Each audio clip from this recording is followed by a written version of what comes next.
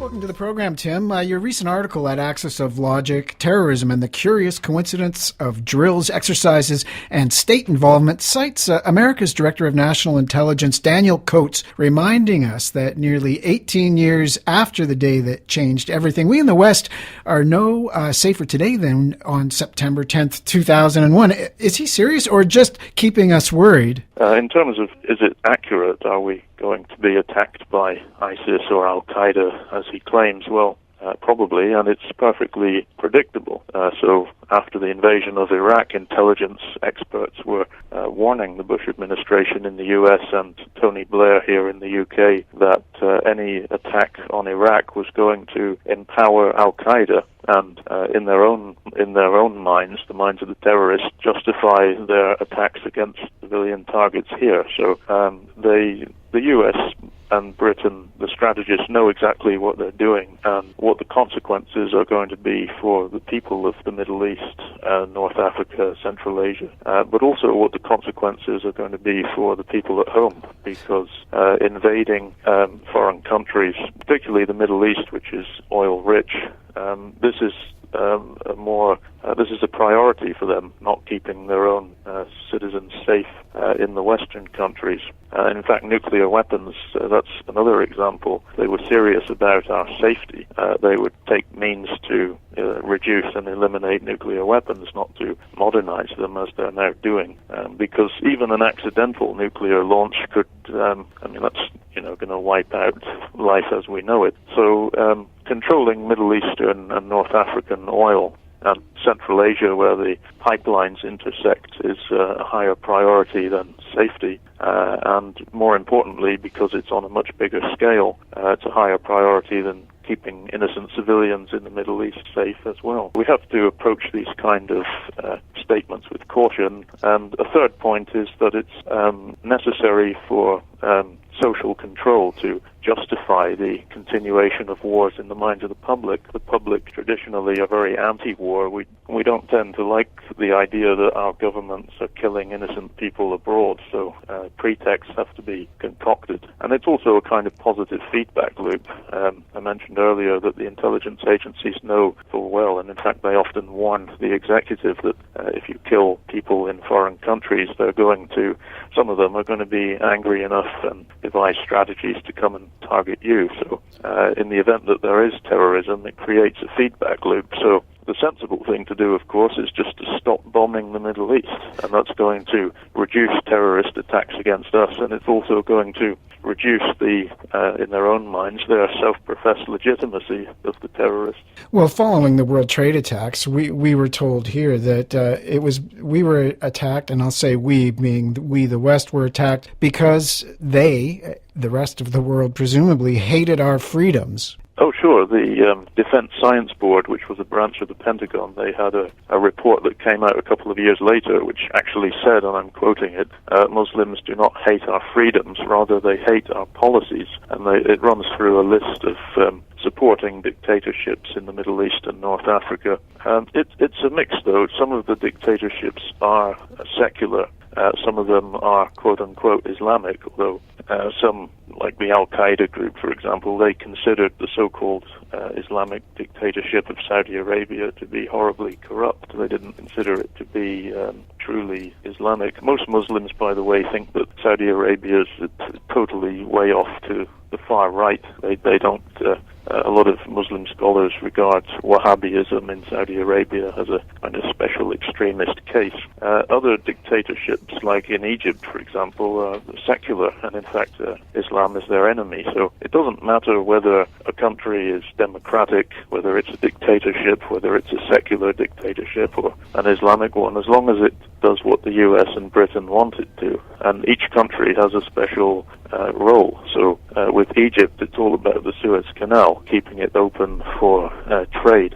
With Iraq, and Saudi Arabia, it's all about oil, wanting to use oil as leverage over world oil prices. And this is admitted in State Department and military planning documents, which are available to the public but seldom mentioned in the media. So the British Ministry of Defence, for example, has Strategic Trends program, and it says in there that as the oil of the world begins to deplete, and as we move reluctantly, in their case, move to renewables, the importance of the Middle East will decline geopolitically. So they're perfectly open about the fact that our country's interest there is purely energy, oil, and to a lesser extent gas. And this inevitably means that we support a range of dictatorships. And so when and this goes back, to the turn of the last century, really, when oil was discovered and oil became the basis for our infrastructure and much of our economy. So in the 1950s, a British politician, Sir Stafford Cripps, he pointed out that we claim to be promoting freedom when we actually support the most wretched kind of tyrannies in the region. So the understanding that people have about, that the elite policy planners have about Muslims hating our freedom and so on, they know perfectly well that that's totally false.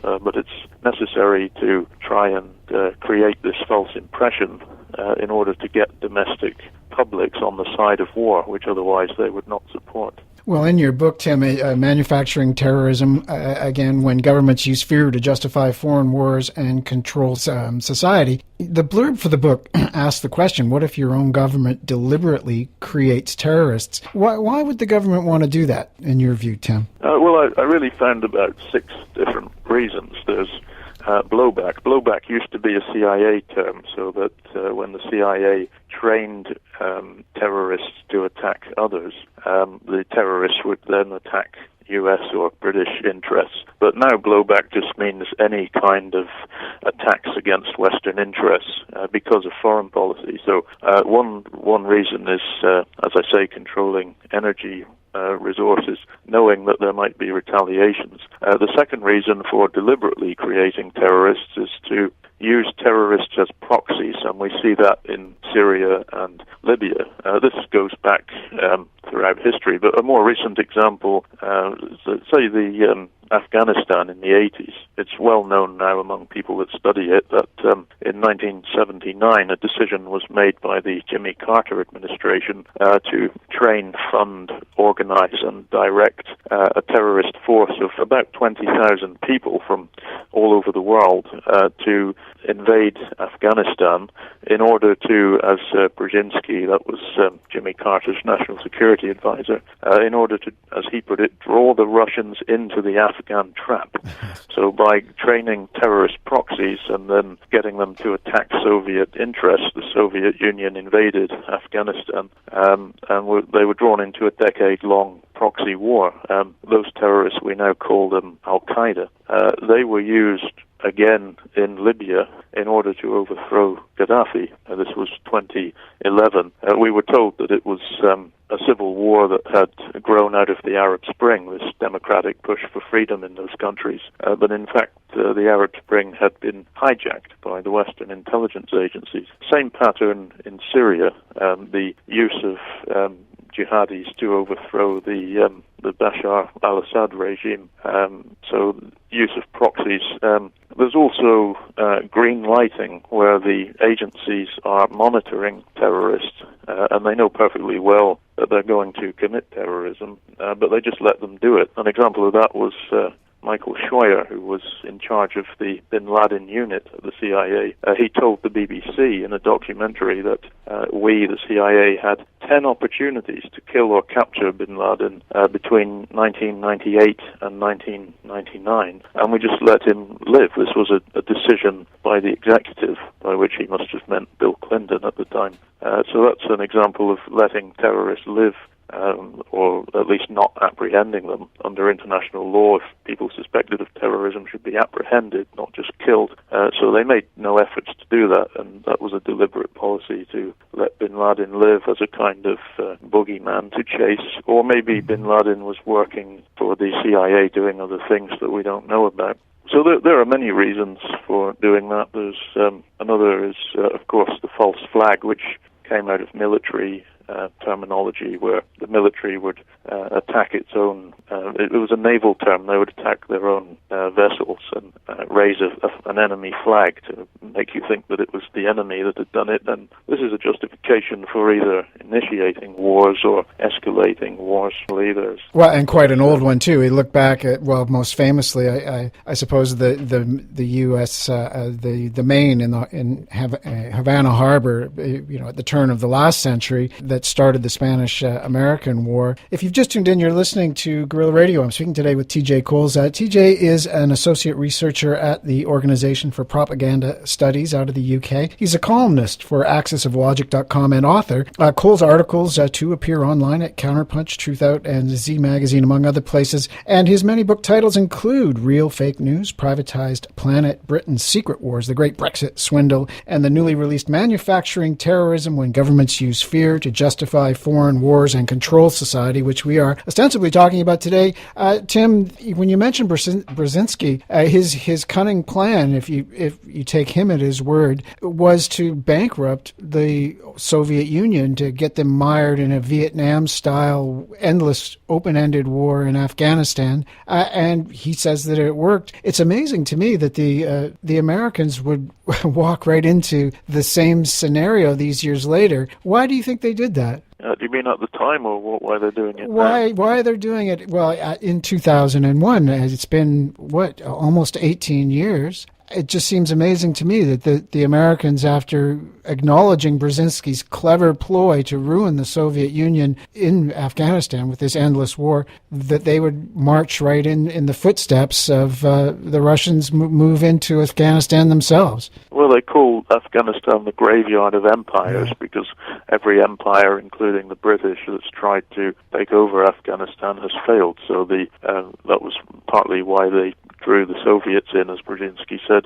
In terms of why the US and Britain would apparently be stupid enough to fall into the same plan, it's, I think, to do with the strategic location of Afghanistan. It's essential to occupy Afghanistan in the long term because there is a small border with China. So the US is basically encircling China. It has dozens of military bases, as far as I know, in Japan. It's part of the possible attempt to reunify the two Koreas.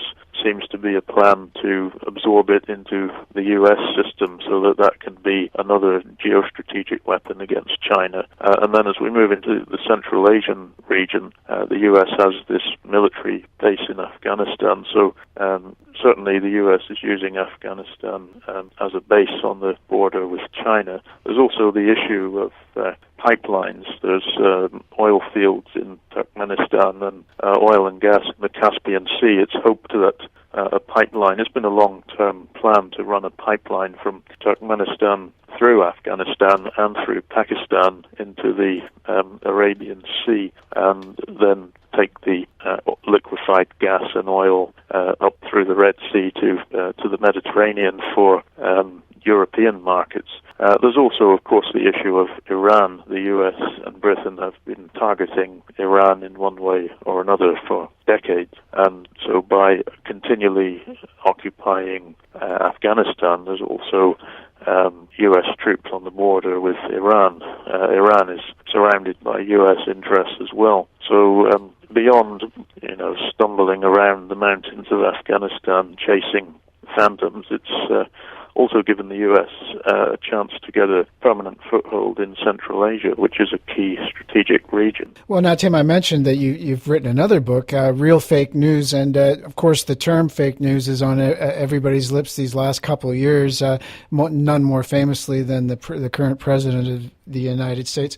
What role does the media play, Tim, in perpetuating and allowing these wars around the world? Well, the media is essential. It's essential to create a false impression of reality. That's why the mainstream media are the ultimate fake news, because they create fake impressions of what's going on. And again, it's pretty much acknowledged. The Pentagon calls it information dominance, and they have In the army, for example, they have knowledge dominance centers where they monitor activities. They also feed the media with information. It's not just purely military control. It's a whole nexus of self-interest.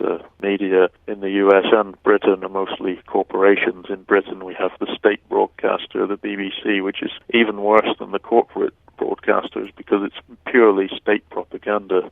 And it has a long history, really since at least World War II, of being pretty much run by the intelligence services. MI5 had screenings to not employ potential journalists or editors that were sympathetic to the Soviets, for example, or sympathetic to communism. So there are structural reasons why the media would create a false impression of reality.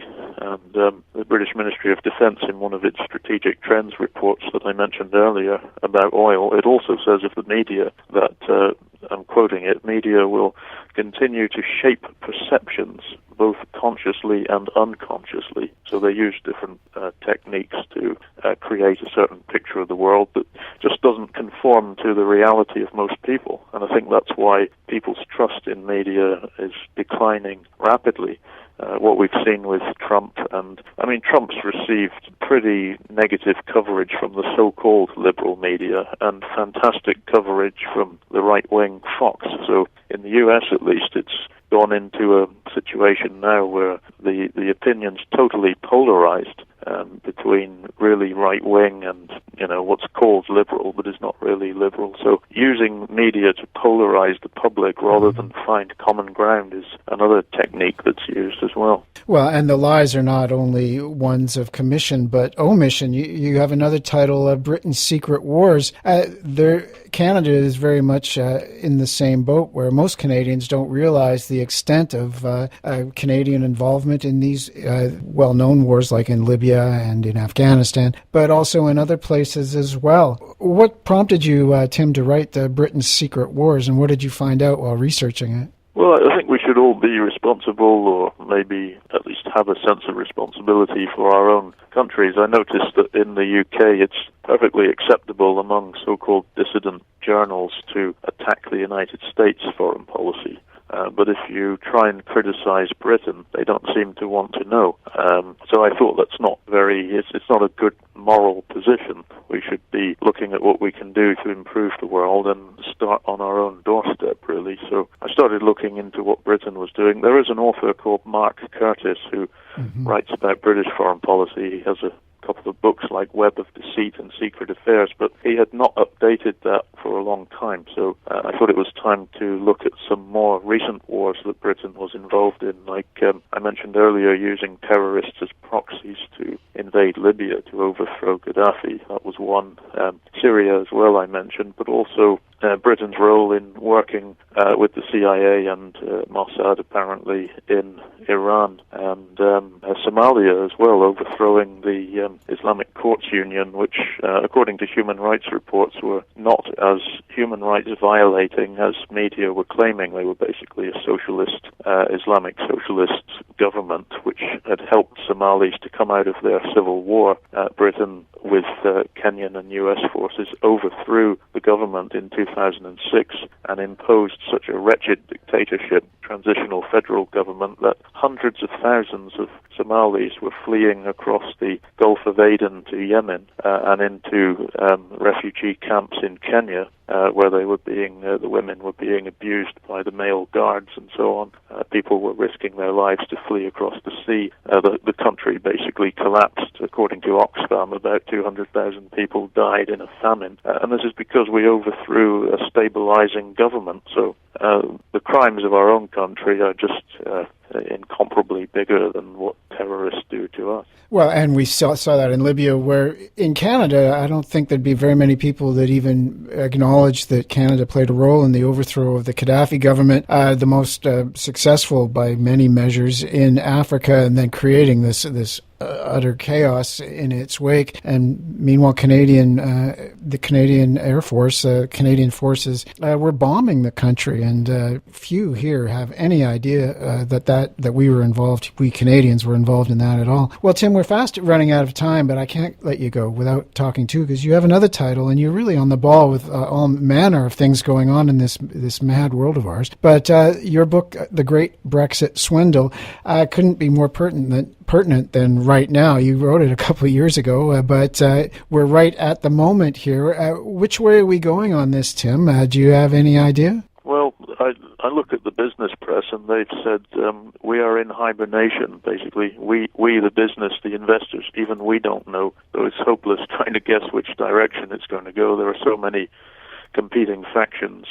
I will say that Brexit is just an elite game. There are people who support the neoliberal corporatocracy called the European Union, and there are people who support ripping up the meager regulations that exist and having an ultra-neoliberal free market system, so-called free market. So the choice is between neoliberalism and ultra-neoliberalism. That's the choice between the two, and leave or remain factions at the elite level. The people obviously are not going to benefit either way. So I would say it's probably slightly safer to remain in the EU rather than have this ultra-neoliberal Brexit that people like Jacob Rees-Mogg in the UK are pushing for. Well, and where is David Cameron? And I never hear anything about him. I mean, why did he do this in the first place? And where is he now? Is he in Bermuda or something? Well, he's apparently in a shed writing his memoirs, which is other than in Libya rebuilding some of the destruction he caused. That's probably the next best place for him. But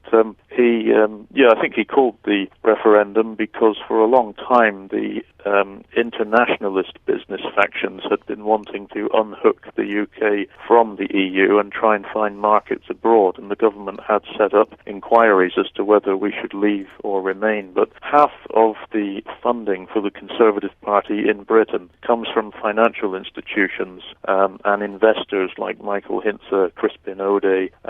They are openly on record as wanting to leave the EU. So really the Tories in Britain are trying to serve two masters, the financial institutions that want to leave and the rest of the business sector that wants to remain. Man, what a mess. And of course, the mess in Europe is not just in Britain, but it's just all over and spreading fast. Tim, your books are fascinating, and we could go on, but we're out of time today. How do people best order your books? Well, there's the dreadful, well-known online bookseller, which probably we should not be promoting. I won't. But other, let's say, other retailers with a slightly better record of employment rights, you can get them through there. Well, it's T.J. Coles. Look it up online. Do a search on your favorite search engine. Thanks a lot, Tim, for coming on and talking to us about your latest book, Manufacturing Terrorism, today. Yeah, you're welcome. Thanks.